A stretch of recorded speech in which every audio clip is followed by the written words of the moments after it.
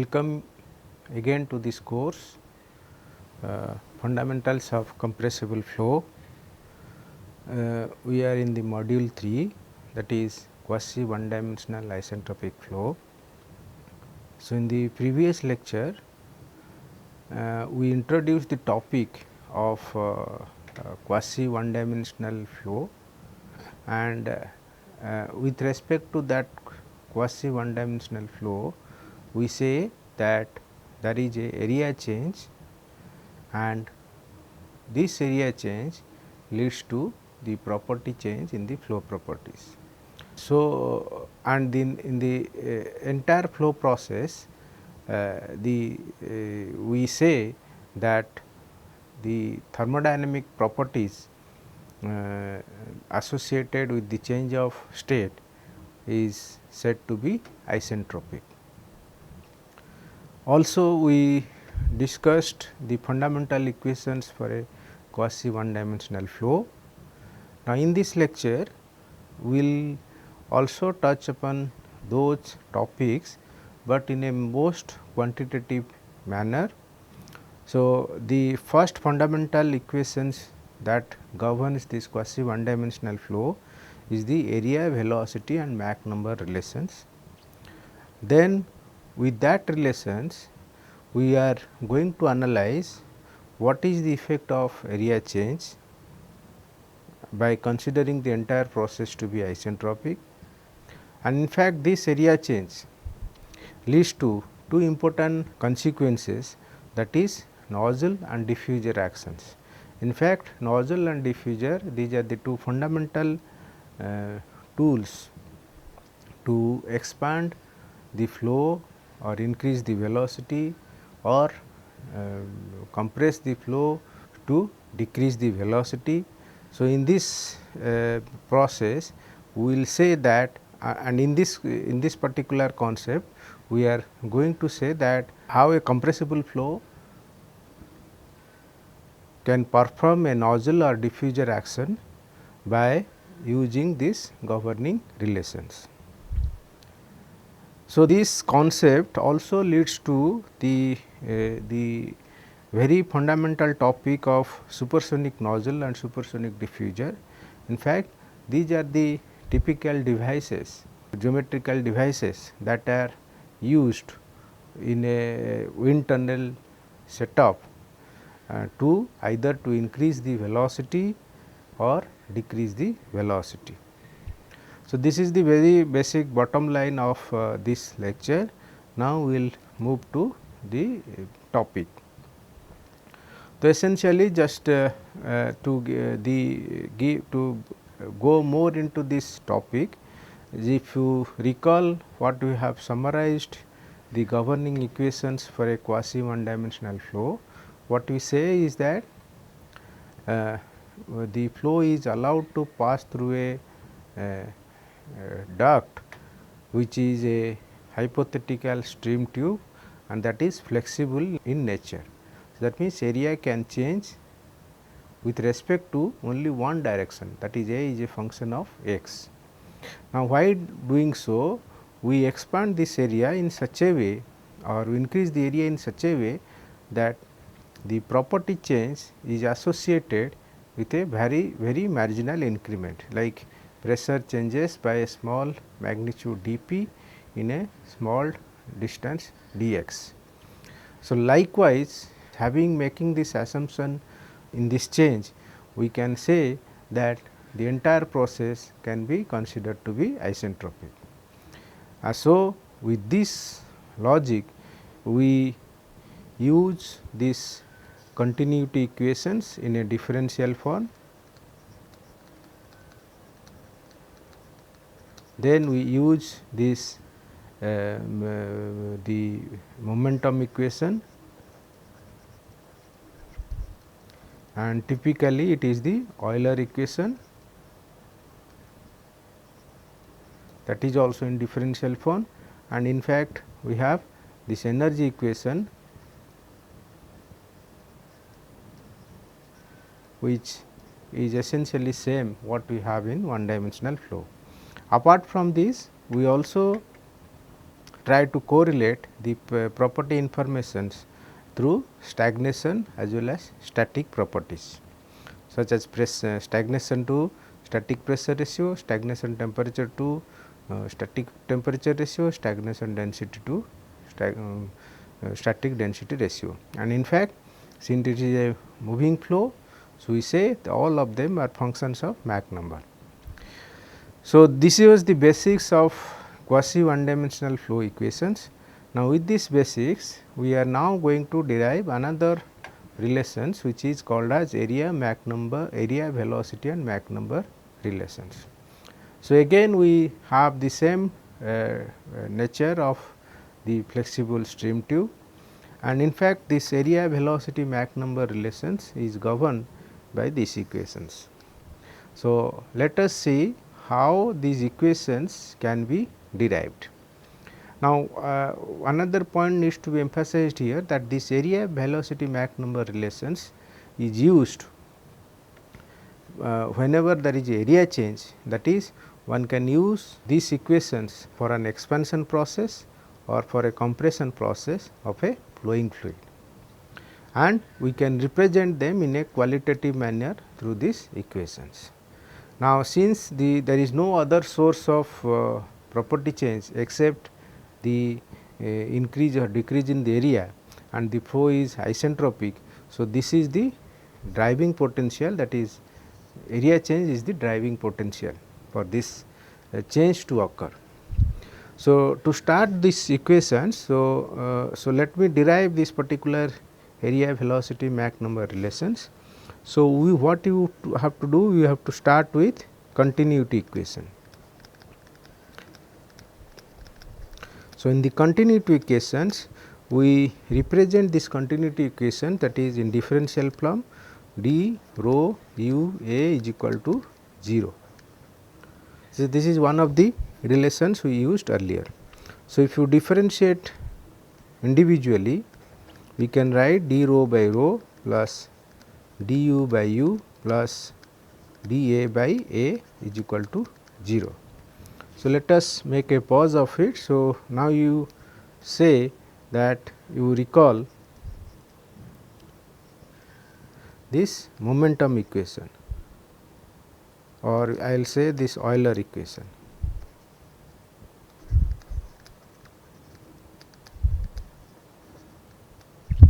So, that Euler equation we write dP is equal to minus rho u du. Now, from this equation we have to write, let us see that what is this dP. So, we say dP by rho is nothing but minus u du. Now, this dP by rho one can write in this manner, like dP by d rho into d rho by rho. So, okay. Now, for the time being, now we move to another relation, that is speed of sound.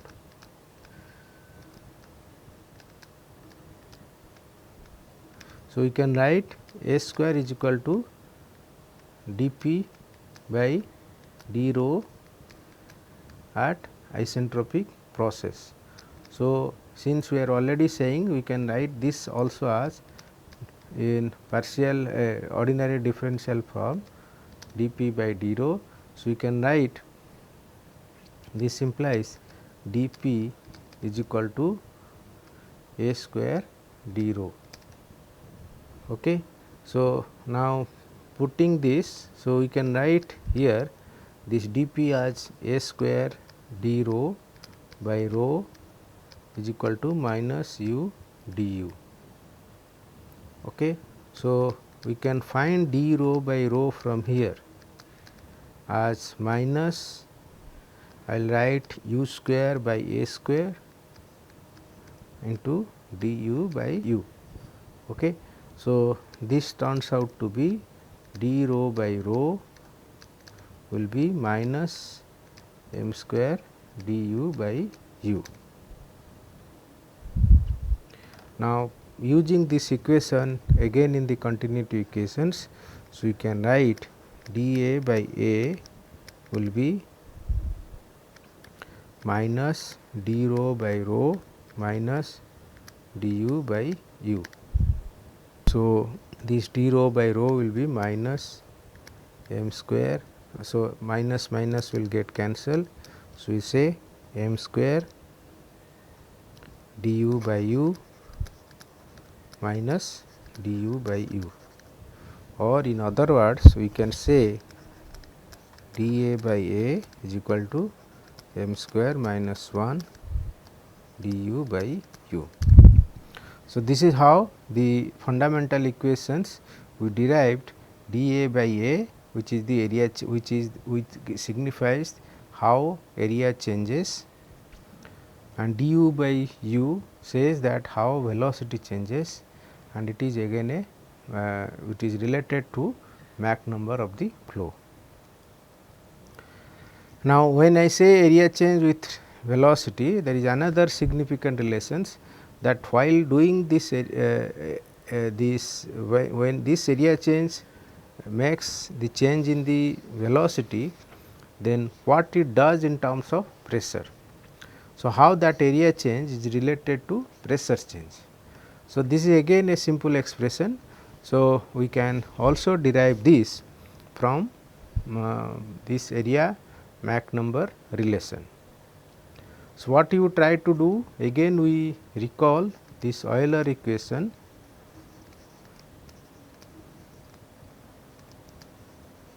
which is dP minus is equal to minus rho u du. So, one can write, so what we are actually going to get it, what is so dP by rho is equal to minus u square du by u. Okay. Now, from this equation we can replace this du by du in this Mach number area Mach number velocity relations. So, how do you do? So, this will talk about du by u will be dP by minus dP by rho u square.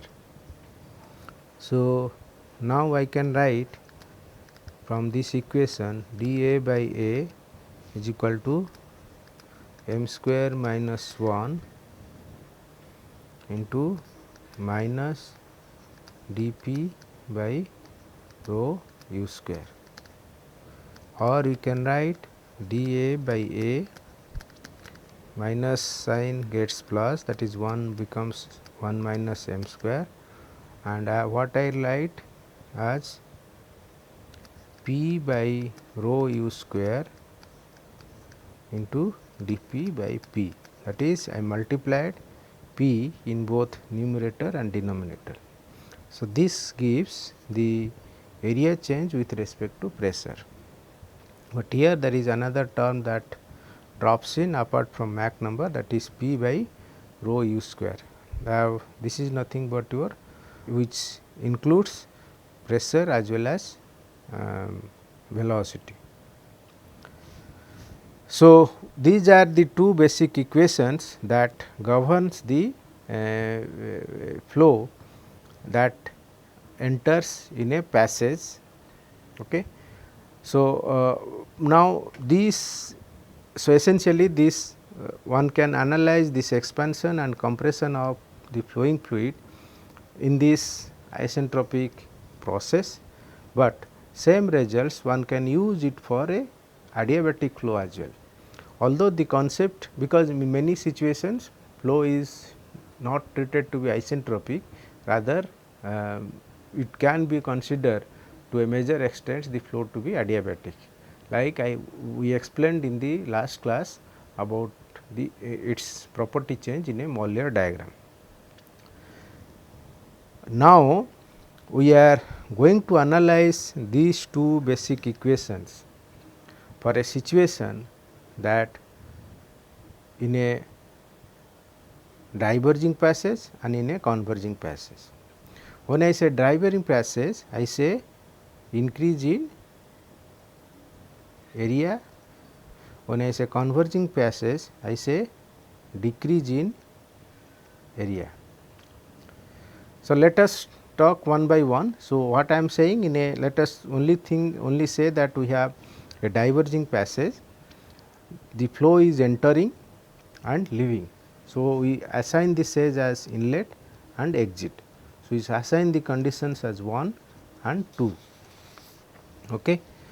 Now, when I say this inlet and exit, so my inflow conditions, that is M 1, it can be less than 1, that is flow is subsonic, it can be also can be greater than 1, or it, that is flow can be supersonic.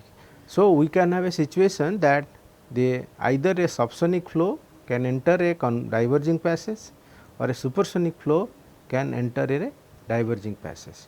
When it enters, what happens in the exit? So, for both the situation, what happens in the exit? Now, taking this as a reverse situations, when I say this is 1 and 2, that means flow is entering at the higher area and leaving in the smaller area. So, at the inlet also we have similar situation, M 1 can be also subsonic less than 1, we can have M 2, we can have sorry M 1 also can have can be greater than 1. So, in both the situations we will find out what is the condition of M 2.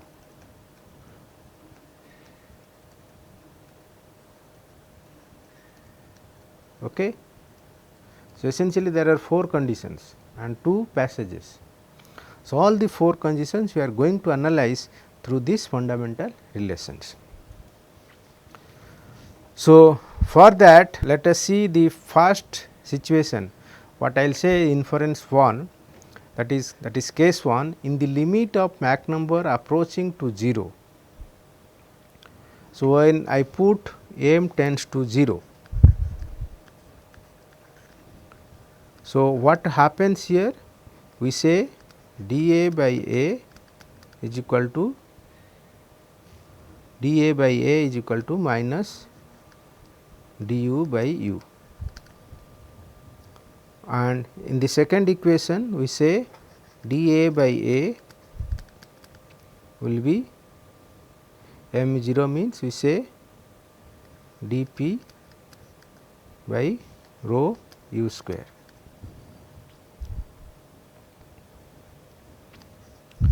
And this turns out to be A u is equal to constant. So, what is this physical significance of this? So, when M tends to 0,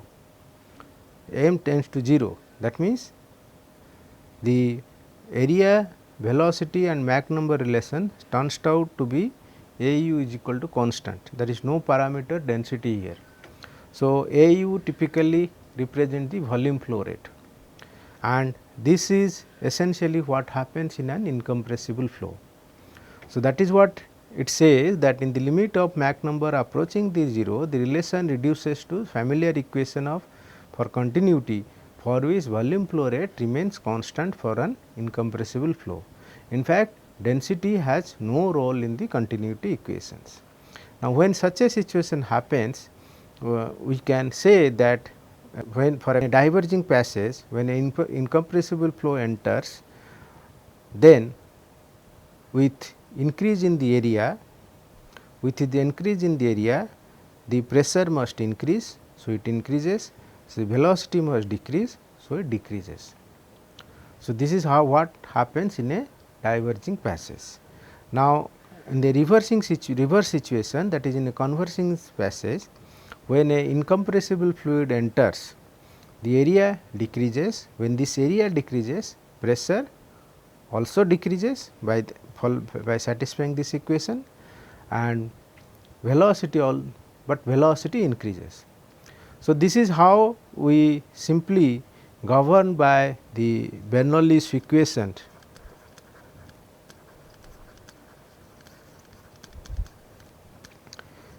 for an incompressible flow between two states. That is, we can write P 1 plus P 1 minus P 2 will be half rho u 2 square minus u 1 square. Of course, we do not consider elevation into account here. So, this is how the equation is going to satisfy to make these pressure and velocity changes, and based on this we design the concept of venturimeter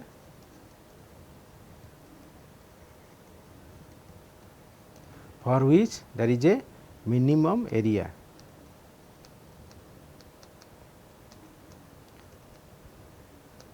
Known as throat. Okay. So, this is how what we did in the incompressible flow, but this is not at the part of our interest, but our main part of interest is towards the compressible flow. But what it turns out to be the case that our main relations turns to, when it turns to incompressible limit, we still the Bernoulli's equation and the concept of venturimeter still gets satisfied. Now, let us move to the cases that when we progressively increase the velocity or Mach number. So, instead of Mach number going to the 0 limit, we keep increasing towards the compressible flow limit. So, we will try to move the Mach number from subsonic to supersonic side. So, before you do that, we will say that what happens if I increase the velocity from inlet to exit, what happens to other parameters. So, when velocity increases, so if you see this Mach number, it is a relative function of the speed of your gas velocity and the speed of sound. So, Mach number can be increased by increasing u or decreasing the speed of sound. Decreasing speed of sound means we must decrease the temperatures. So, this is how the as a consequence of increase in u or decrease in T, the Mach number will always increase. So, let us see that what happens if I increase u. So, if I am increasing u, which implies I must decrease the h, h means static enthalpy. Why? Because along a streamline we can say that the total enthalpy remains constant, which constitutes the static part and the dynamic part. Static part is h and dynamic part is u. So, when I am increasing u, h must decrease, and since h is function of h is equal to Cp times T for a calorically perfect gas. So, this will implies temperature also decrease. So, decrease in the enthalpy will also decrease the temperatures. Now, when temperature decrease, this will imply area speed of sound also will decrease. So, increase in u will lead to drop in speed of sound, and in both increasing u and decrease in a, this will implies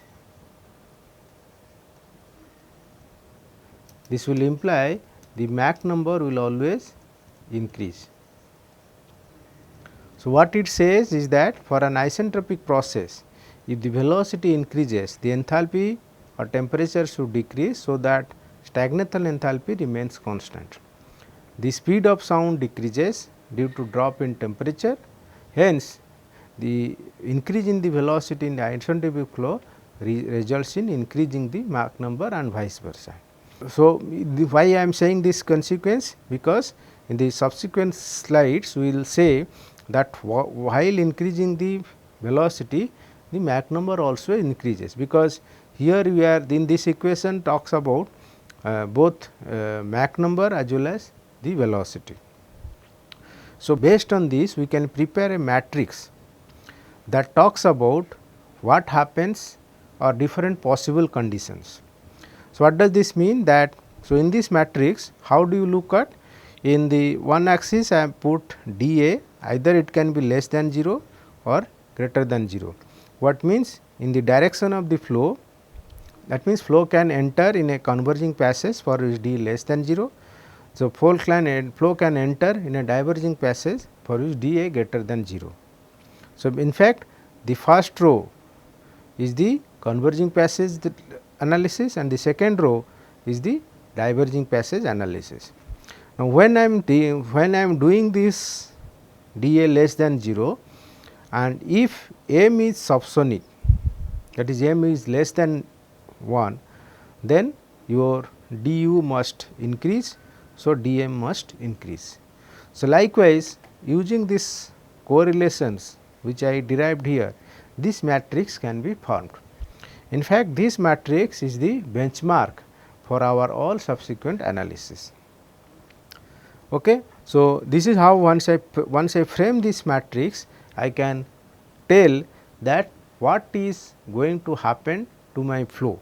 Okay. So, this is the next section, that is case 3, which is a nozzle actions. So, by definition the nozzle action means the flow should expand, pressure must decrease and velocity should increase in the direction of the flow. So, under what circumstances in that matrix I can have. So, if I have to perform this nozzle action, then I must have the Mach number should be greater than 0. So, dm should be greater than 0, that is the diagonal consequences can be written. So, in this case you say that your du must increase and dm or du and dm they are greater than 0. Okay. So, this is how the nozzle action talks about. So, I can perform, what does this mean?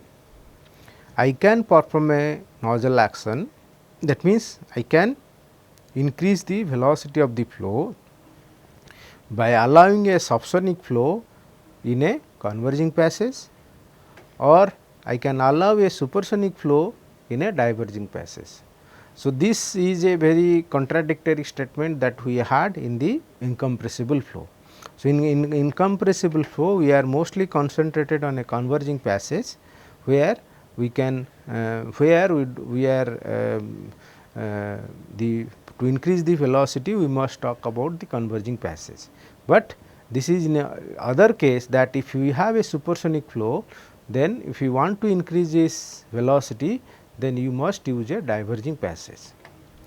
So, this is one of the important consequence or significance that for a nozzle action in a supersonic flow. The exactly opposite to that situation, like I will tell du less than 0 and dm less than 0, that is a diffuser action. So, velocity must decrease, pressure must increase, that is in the direction of the flow. To have this, if we have a incoming flow is subsonic and then we want to perform a diffuser action, this means we have to use a diverging passage. In other scenario, we have for a supersonic flow, if you want to perform a diffuser action, then we must use a converging passage. Okay. So, this is how we say the converging the nozzle action and diffuser action with respect to area change. The next important segment, that means same law interpretation we are analyzing in a different aspects. Let us use only always a converging passage, that means when it is only a converging passage dA less than 0, then from this we can use the first row where dA less than 0. So, when dA less than 0, now if I allow a subsonic flow, when it enters a converging passage, so in the downstream the Mach number will increase. Now, in but in other case when a supersonic flow enters a converging passage, the Mach number decreases. So, what it says, in a converging passage, which is means decrease in the area, the Mach number increases in the direction of the flow. That is when the Mach number when the inlet Mach number is subsonic. But in other scenario, when the Mach number decreases in the direction of the flow, when the inlet Mach number is supersonic. So, this is how the significance of a converging passage. Then moving further, in a reverse situation, we will say what happens in a diverging passage. So, as I say, if it is a diverging passage, your dA must be greater than 0. So, I should refer the second row. So, when I second row, one in that is one case I get dm less than 0 and other case I get dm greater than 0. So, subsonic case we say dm less than 0, supersonic case we say dm greater than 0. So, what it means to us that if a subsonic flow enters a diverging passage, the Mach number decreases in the direction of the flow. This is how similarly what the consequence we get in a incompressible flow situations. But in a reverse situation, when we have a supersonic flow, when it enters a diverging passage, the Mach number increases. So, the Mach number increases. So, this is in contrast with the incompressible flow analysis, but it is true with respect to area, Mach number and velocity relations. Okay. Now, we will talk in another important inference, that is in a situation when the flow is sonic. So, when I say flow is sonic, so if I try to use these equations dA by A and dA by A, in first equations where dA by A is equal to m square minus 1 into du by u, and the second equations where dA by A is equal to 1 minus m square into whole into p by rho u square dp by rho p. So, if I put m is equal to 1 in these equations, I will get dA by A is equal to 0. So, what does this mean? When I say dA by A is equal to 0, it means it is a situation of maximum or minimum area.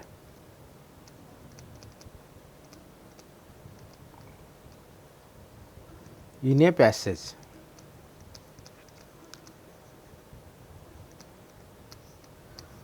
Okay. So, when I say dA by A is 0, so let us analyze this situation, that when a subsonic flow entering in a converging passage,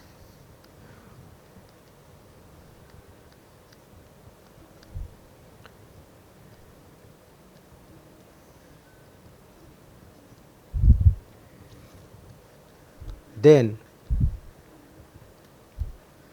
so both are converging. So, we are analyzing that in one situation the subsonic flow is entering a converging passage, in another situation the supersonic flow is entering in a converging passage. So, continuously our results show that in the for subsonic case the u increases and in the supersonic flow u decreases. Okay. So, this must increase or decrease. Now, this flow cannot increase subsequently by keeping on increasing this area. So, in our analysis one can say this area has to decrease. So, this means this is a minimum area situations. Now, if I cannot have a situations where the area will have maximum for a sonic flow to occur. So, what does this mean? That means, if a sonic flow has to as long as the flow becomes sonic, so it only is possible for a minimum area situations, because we cannot have in a diverging passage, we cannot have continuously increase in the velocity. Okay. So, there is no limit of maximum area. So, the practical application point of view, the minimum area is the most realistic situation, because it divides a converging and diverging passage. But if it is a only diverging passage, then there is no limit of this area where which will lead to a situation dA by A is equal to 0. So, this essentially a very important consequence that leads to a concept of minimum area, okay, and this minimum area is a situation that divides the converging and diverging passage. Okay. Now, this particular concept gives another important phenomena which is called as choking. So, when you say in the last slide that when m goes to 1, when m goes to 1, dA goes to 0, and this is a situation for minimum area, and this minimum area is known as throat area. So, in a passage, the throat is the minimum area locations, and when the flow reaches to this throat, then it is said to be choked, because the flow has attained a sonic velocity at this point and no further area change is possible. Okay. And when I say when there is no further area change possible, that means a sonic flow cannot enter a converging passage continuously and still satisfying the conservation equations. So, by satisfying the area velocity Mach number relations, the flow cannot, a sonic flow cannot enter a converging passage. So, such a phenomena is known as choking, and the minimum location at which it happens is known as throat. So, to satisfy these things, what important consequence we have? We can have a converging diverging duct. Although the word converging duct or diverging duct, they mean two different entities for different flows, but here we are, by using this concept, we can bring both the duct together, so that we can have a minimum area in combining both of them, and finally, we can treat the either a subsonic flow or a supersonic flow. Now, when I do so, then I must all these equations, area, velocity, Mach number and area Mach number and pressure relations get satisfied to achieve the concept of nozzle or diffuser. Now, let us see how it happens. So, now what in this case what I have merged here, a converging passage and a diverging passage, they are merged together. Here also converging passage and diverging passage are merged together. Now, let us analyze two basic distinct situation where inlet condition is, one case inlet condition is subsonic, other case the inlet condition is supersonic. So, let us say when a subsonic flow enters a converging passage. So, obviously, when it enters a converging passage, the velocity increases. How long the velocity can increase? The velocity can increase up to the minimum area, that is throat locator. So, when it increases to the throat, means it has reached a sonic point. So, that is the sonic Mach number is reached at the throat. Now, a sonic flow, as I said that a sonic flow cannot enter in a converging passage, because the flow is said to be choked. So, we have to attach a diverging section with same throat on both sides. So, the diverging passage will have minimum area, that is throat, and when the sonic flow sees a diverging passage, it further increases. So, at the end, at the exit, we get the Mach number greater than 1. So, what does this mean? That we started with inflow as subsonic and we get exit flow as supersonic. So, this is a very important tool that say that a subsonic flow by using can be accelerated by using a converging diverging duct. And so on, when I say this is when I said this, then it can be accelerated at to a supersonic flow. And in reverse situation, when your inflow is supersonic,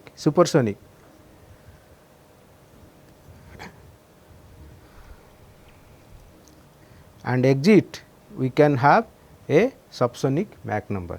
So, what does this mean? When a supersonic flow enters a converging passage, so when it enters, the rule says that law says that velocity must decrease.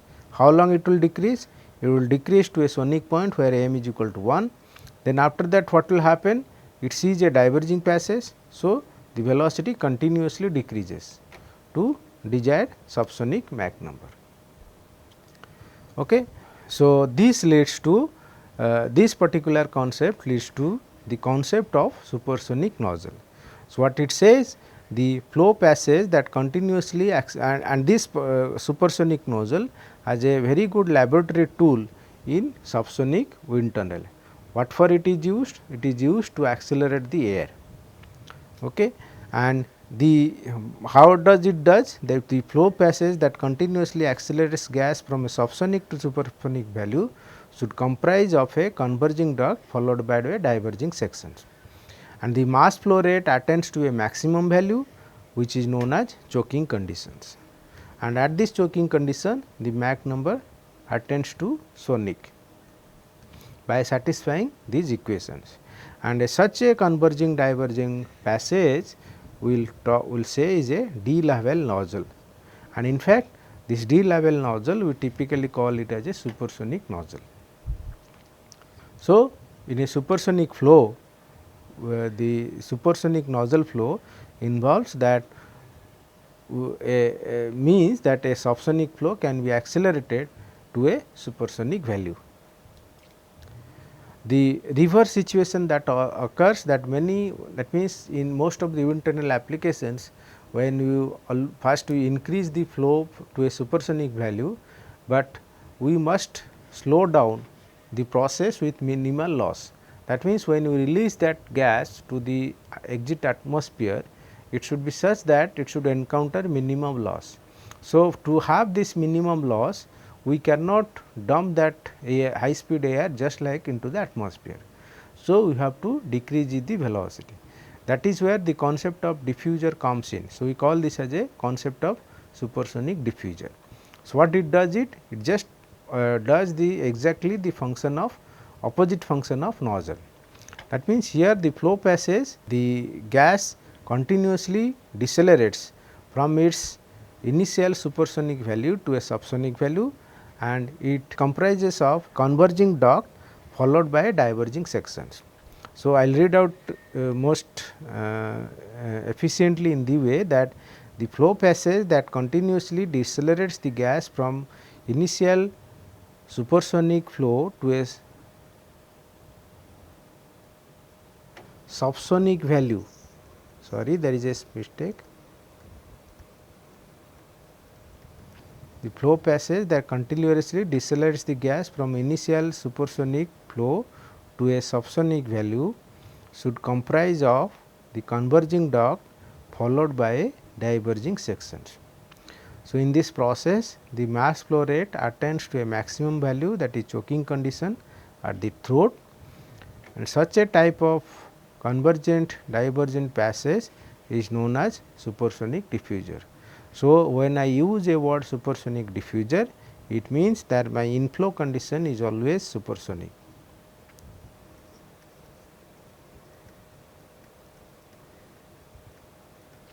There is a spelling mistake here, that is instead of subsonic it should be a supersonic diffuser. When I say supersonic diffuser, your inflow condition is supersonic. So, it along the direction the velocity must be subsonic. Okay. So, with this I will conclude this talk for the today. So, in the subsequent analysis we will talk about the more details of the choking conditions